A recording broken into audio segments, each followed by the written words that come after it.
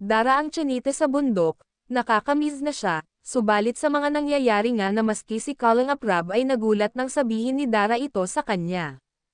Ganun pa man ang desisyon ni Dara ay marami ang nalungkot lalo na sa mga nagmamahal kay Dara mga kalingap.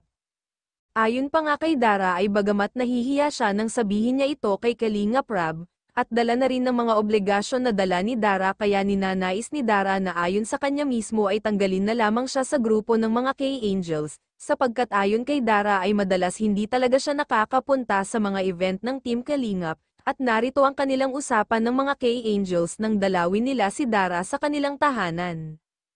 Mataba talaga na mataba yung Diabetes yan. Yung lugar ni Joy, ay ni Dara sa lugar namin din sa Daet.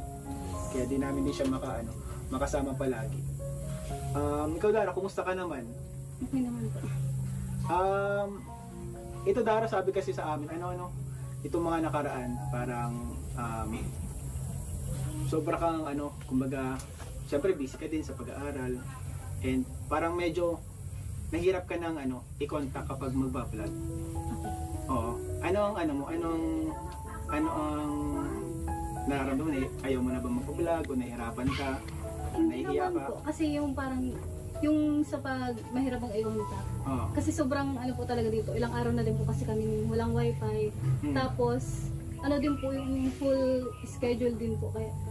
Kasi kapag ang pre ko lang po kasi Sabado Linggo lang po. Tapos straight ng Monday to Friday ang klase mo. Klase po. Pero ikaw naman sa'yo, sa sarili mo gusto mo pa rin magpa-vlog. Opo.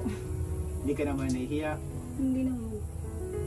Kasi minsan pag pag tayo parang minsan parang parang tawag doon.